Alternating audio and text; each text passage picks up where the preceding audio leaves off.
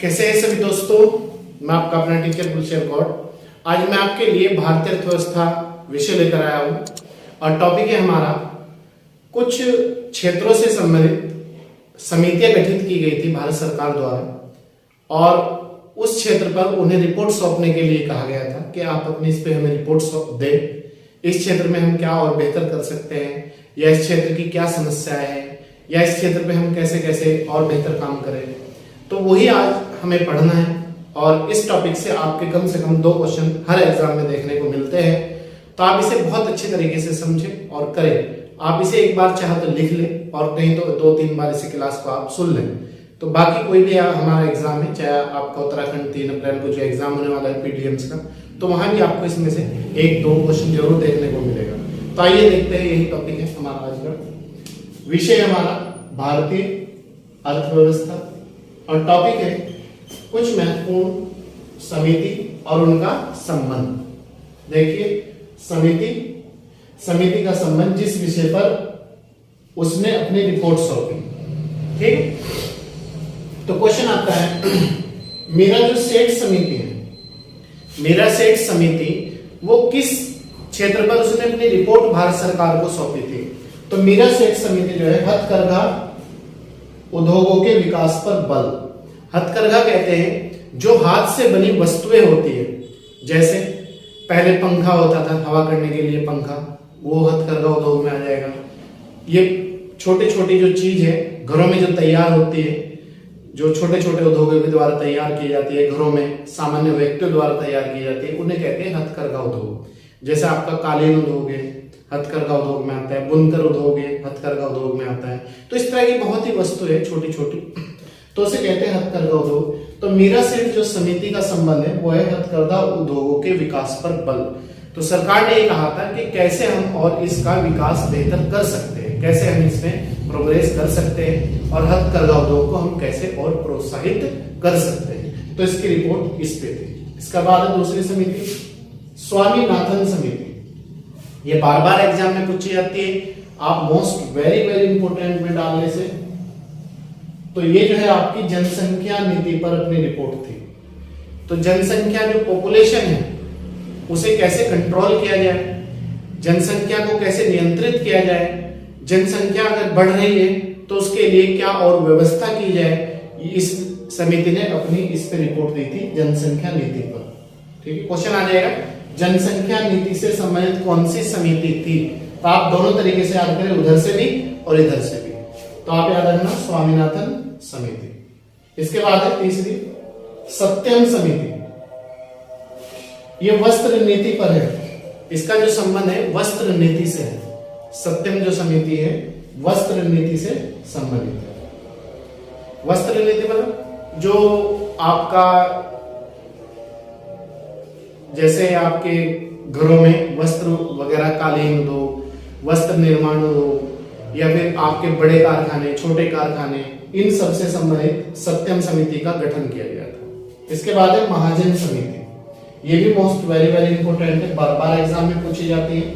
महाजन समिति थी चीनी उद्योगों से संबंधित, जो हमारे चीनी मिल होते हैं। तो महाजन समिति उस पर गठित करी गई थी कि जो किसान हैं और चीनी मिल है उनको और किस तरीके से बेहतर उनका तालमेल बनाया जाए और चीनी मिलों पर जो पेमेंट है किसानों का या चीनी मिलों पर जो विकास है, जो डेवलपमेंट है चीनी मिलों का, वो और कैसे किया जाए। तो इसी पे इसने अपनी सब रिपोर्ट सौंपी थी। इसके बाद जानकी रमन समिति।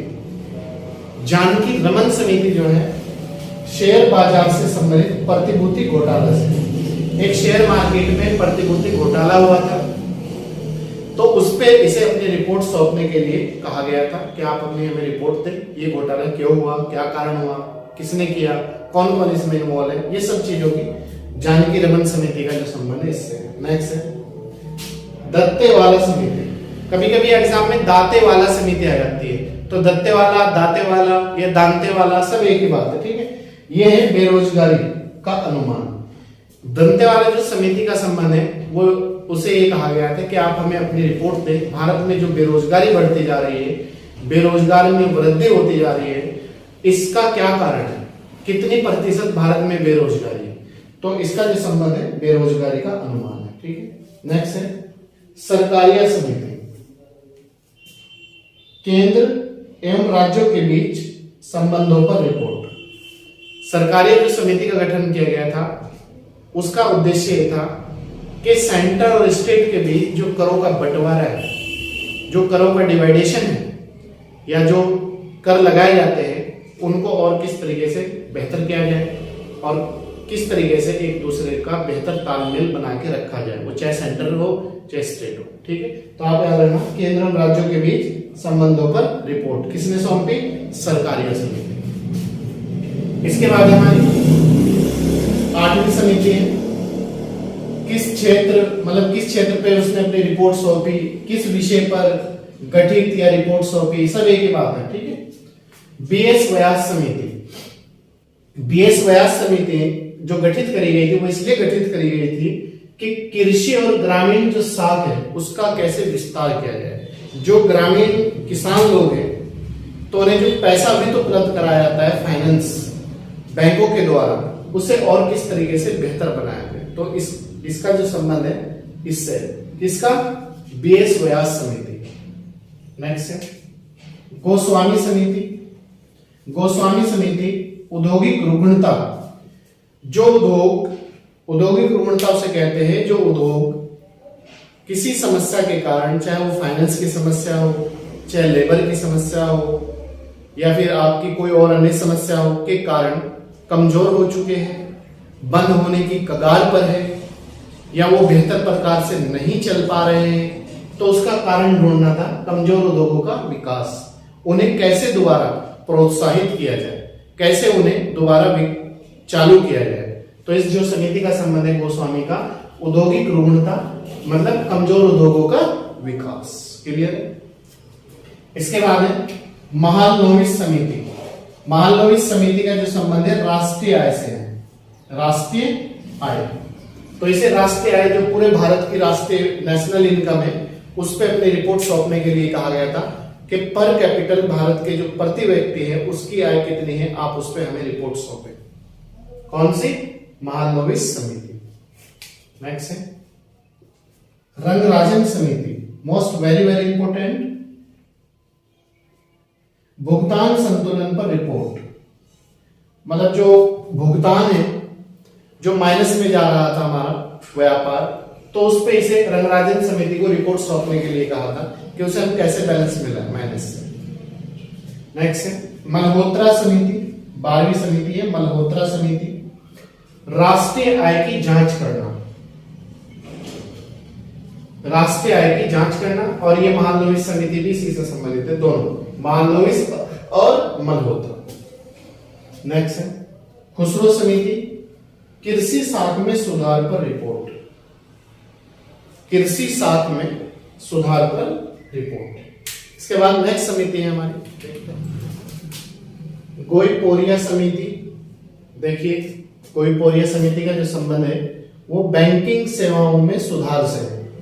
जो कस्टमर को बैंक सेवाएं प्रदान करता है, जो बैंकों के द्वारा हमें सेवाएं प्रदान होती है, वो चाहे पैसे जमा करने से संबंधित हो, निकालने से हो, चेक से हो, XY से कुछ भी हो, या पैसा ट्रांसफर से हो, तो गोईपोरिया जो व्यक्ति थे उनके एक नेतृत्व में एक समिति गठित करी गई थी और उस समिति को यह कहा गया था कि बैंकिंग सेवा में कैसे और बेहतर सुधार किया जाए ताकि कस्टमर को कोई भी समस्या ना आए।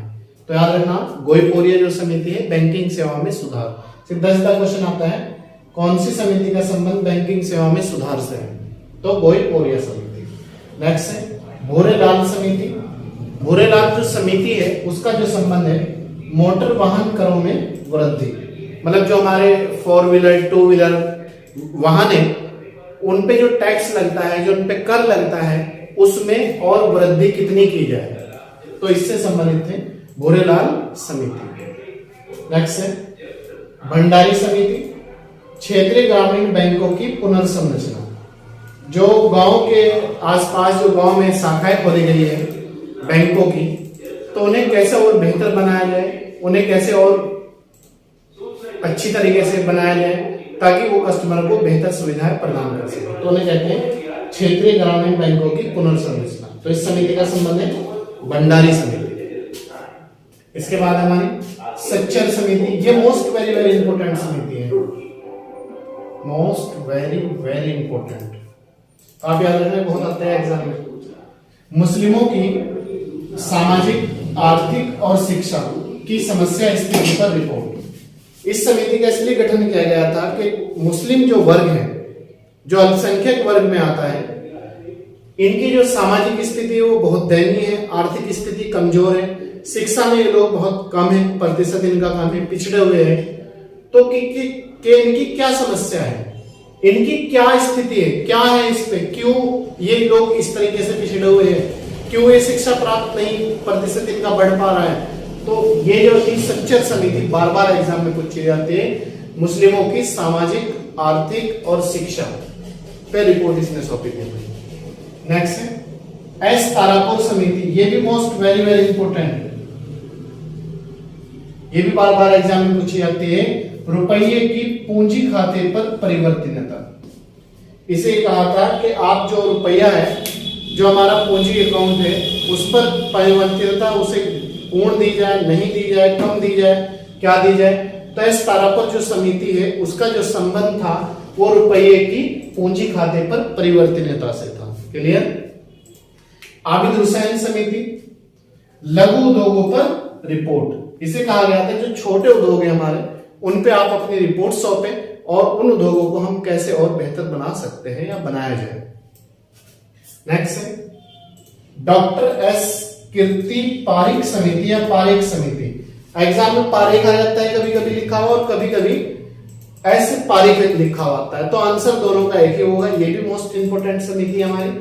पेट्रोलियम उत्पादों की मूल्य प्रणाली पर सुझाव, जो पेट्रोल के दाम बार बार बढ़ते हैं, जो पेट्रोल की वैल्यू लगातार बढ़ती जा रही है, तो इस पारिक जो समिति थी उसका जो संबंध था पेट्रोलियम के मूल्यों को कैसे रोका जाए और कैसे इन्हें एक कस्टमर को फायदा पहुंचाया जाए इसके द्वारा।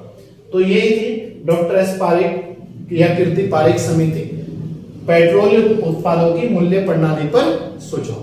ठीक है, तो ये थी कुछ हमारी महत्वपूर्ण समिति जो मुझे लग रही थी कि हमारा जो 3 तारीख का एग्जाम है उत्तराखंड पीसीएस का, या अदर भी स्टेट का एग्जाम है, या यूपीएससी का जो एग्जाम होने जा रहा है बाद में, तो ये उसमें कोई ना कोई क्वेश्चन जरूर पूछा जा सकता है, पूछा गया है, हर एग्जाम में पूछा गया है।